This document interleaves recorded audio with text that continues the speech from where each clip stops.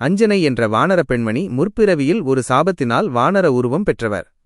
தனக்கு ஒரு வீரமான மகன் பிறக்க வேண்டும் என்பதற்காக அவர் சிவபெருமானை நோக்கி தீவிர தவம் இருந்தார். பாயசம் மற்றும் வாயு பகவான். அதே சமயம் அயோத்தியில் தசரத மன்னன் புத்திர காமேஷ்டி யாகம் செய்து அதிலிருந்து கிடைத்த தெய்வீக பாயசத்தை தன் மனைவிகளுக்கு வழங்கினார். அப்போது ஒரு பருந்து ஒரு துளி பாயசத்தை கவ்விக்கொண்டு பறந்தது.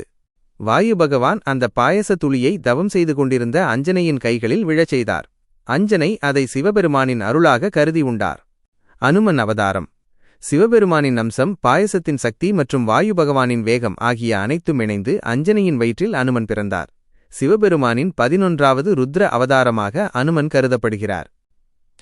அனுமன் ஜெயந்தி எப்போது? அனுமன் பிறந்த தினத்தை மக்கள் 2 விதமாக கொண்டாடுகிறார்கள். வட இந்தியா சித்திரை மாத பௌர்ணமி அன்று கொண்டாடுகிறார்கள். தமிழ்நாடு மார்கழி மாதம் வரும் மூலம் நட்சத்திரமும் அமாவாசையும் இணையும் நாளில் அனுமன் ஜெயந்தி சிறப்பாக கொண்டாடப்படுகிறது. ஏன் அனுமனை வணங்குகிறோம்? அனுமன் அறிவு, வலிமை, வீரம் மற்றும் எல்லையற்ற பக்திக்கு அடையாளமாக திகழ்கிறார். அவரை வணங்குவது தீய சக்திகளை அகற்றி மன உறுதியை தரும் என்பது நம்பிக்கை. அனுமன் தனது சிறுவயதில் சூரியனை பழம் என்று நினைத்து பிடிக்கச் சென்ற கதையைப் பற்றி தெரிந்து கொள்ள விரும்புகிறீர்களா?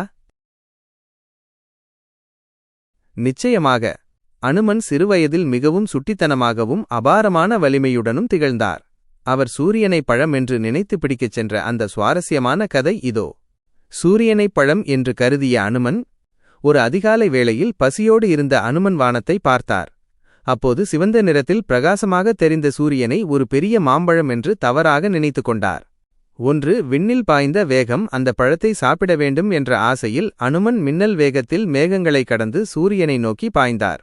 2. இந்திரனின் தலையீடு. அதே சமயம் ராகு பகவானும் சூரியனை பிடிக்க வந்திருந்தார். ஆனால் அனுமனின் வேகத்தைக் கண்டு மிரண்டு போனார்.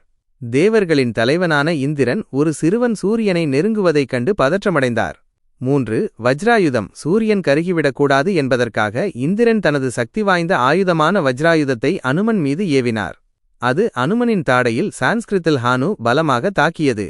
இதனால் அவர் மயக்கமடைந்து பூமியில் விழுந்தார். வாயு பகவானின் கோபம். தனது மகன் காயமடைந்ததைக் கண்ட வாயு பகவான் மிகுந்த கோபம் கொண்டார். அவர் இவ்வுலகில் வீசும் காற்றை அப்படியே நிறுத்தினார். காற்று இல்லாமல் தேவர்கள் முதல் மனிதர்கள் வரை அனைவரும் மூச்சுவிட முடியாமல் தவித்தனர். தேவர்களின் வரங்கள். நிலைமையை சரிசெய்ய பிரம்மா, விஷ்ணு, சிவன் உள்ளிட்ட அனைத்து தெய்வங்களும் அங்கே வந்தனர். அவர்கள் அனுமனை மீண்டும் உயிர் பெறச் செய்ததுடன் அவருக்கு பல அரிய வரங்களை வழங்கினர். பிரம்மா எந்தவொரு ஆயுதத்தாலும் அனுமனை அழிக்க முடியாது என்ற வரத்தை அளித்தார். இந்திரன் வஜ்ராயுதம் கூட அவரை ஒன்றும் செய்யாது என்று வரம் தந்தார். யமதர்மன் அவருக்கு மரணமே இல்லை, சிரஞ்சீவி என்று ஆசீர்வதித்தார். குறிப்பு: தாடையில் அடிபட்டதால் அனு தாடை வீங்கிய உருவத்தை பெற்றார். அதனாலேயே அவருக்கு அனுமன் என்ற பெயர் நிலைத்தது.